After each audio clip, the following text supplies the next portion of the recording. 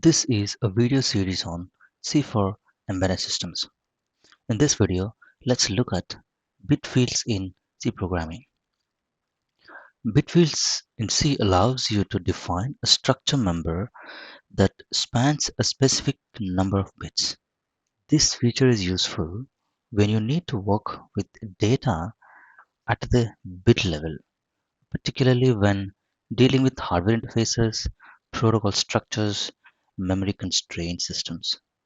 Well, for example, you have if you want to implement, let's say, an UART, right? So in that case, you have a start bit, a stop bit, and you have a uh, uh, data length, right? So and there are other fields as well. So for each, you can define it as a part of structure, and then you can define as many lengths as you want for each structure member. So that's the idea. So the bit fields provide a way to compactly represent data with bit widths within a structure. What is the syntax? How do we define bit field structures, right? Bit field members in the structure. So for that, you normally define a structure as it is, uh, like structure keyword, then the structure name, then the type of the member. But what you need to add is a colon and then the width. That's the idea. So here the width one, the type member two is a width two, and so on. And you close the braces and with end the structure with a semicolon, the definition with a semicolon. Well, here the type is the data type of the bit field member, and the member is a name of the bit field member, and width is the number of bits allocated to the member. Bit width size is given after a colon for each member. So this is very, very important. So you use colon, you use a colon for each member to represent the width. So let's illustrate this with an example. I have a program, bitfields.c file. Here what I have done is included IO stdio.h. You can see that we have a data 1, unsigned int day, unsigned int month, unsigned int year. So this date basically represents the uh, actual date of the year. So that's how it is. Now we will have a space optimized representation of the date because, for example, if we define the structure date 2, you can see that day has only 31 days maximum. So it can be represented with 5 bits. So to represent a date or the value between 0 and 31, 5 bits are sufficient. Similarly, M, the month, has a value between 0 and 15, basically 0 to 12. So the 4 bits are sufficient.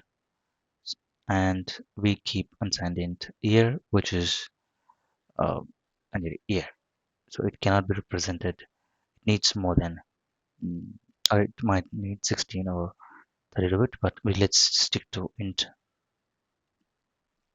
So, well, that is the use case. So you see, in the previous case, we just represent the date as it is with the integers for each um, members, structure members with 32 bit data length.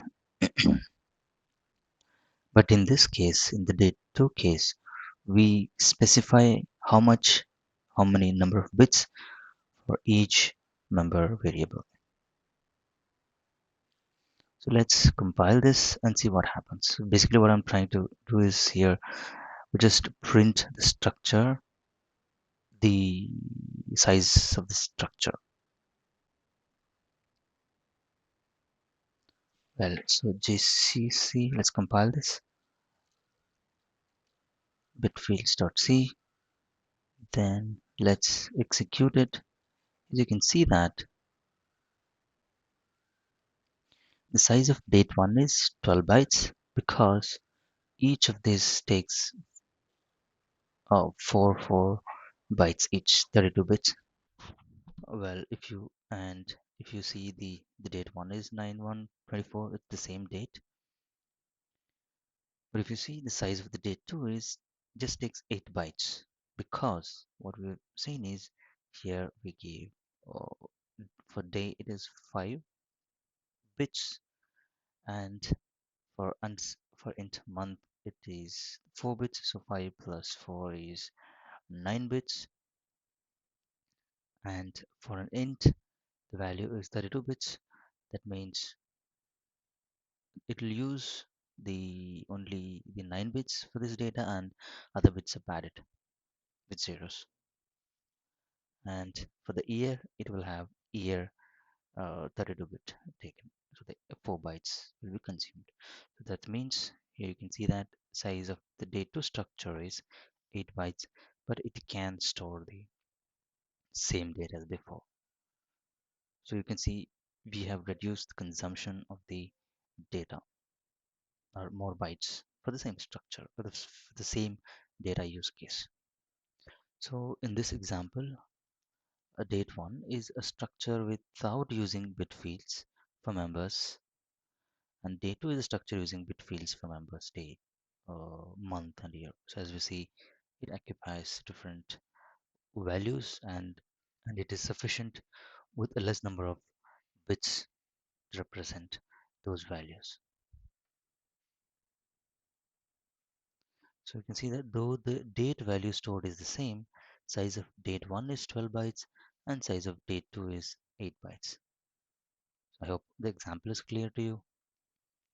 Well, the key points to remember is it allows the bit field members allows us to have a compact representation. So bit fields enable you to represent multiple values compactly within a single structure.